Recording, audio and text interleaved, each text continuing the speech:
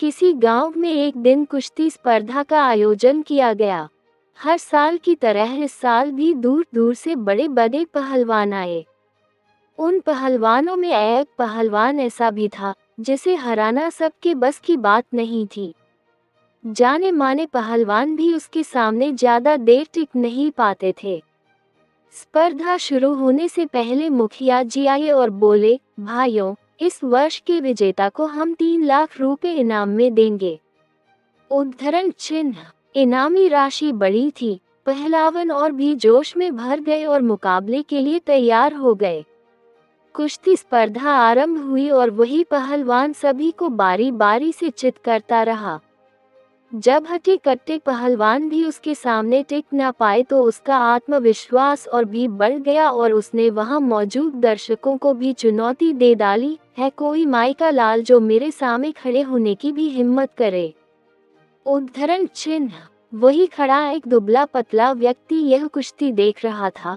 पहलवान की चुनौती सुन उसने मैदान में उतरने का निर्णय लिया और पहलवान के सामने जाकर खड़ा हो गया। ये देख वह पहलवान उस पर हंसने लग गया और उसके पास जाकर कहा, तू मुझसे लड़ेगा, होश में तो है ना।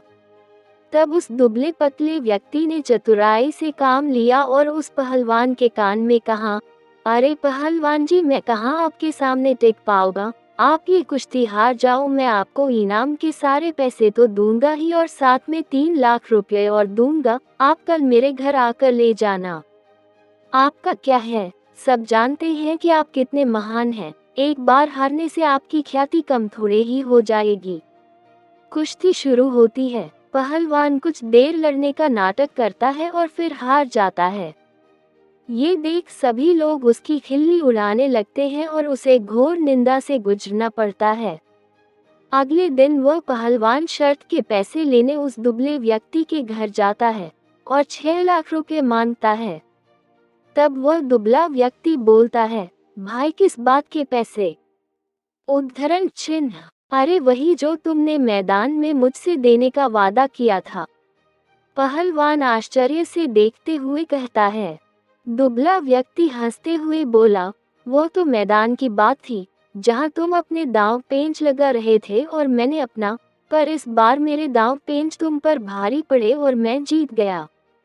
उद्धरण चिन्ह। मित्रों, ये कहानी हमें सीख देती है कि थोड़े से पैसों के लालच में वर्षों के कड़े परिश्रम से कमाई प्रतिष्ठा भी कुछ ही पलों में मिट्टी में मिल जाती है और धन से भी हाथ धोना पड़ता है।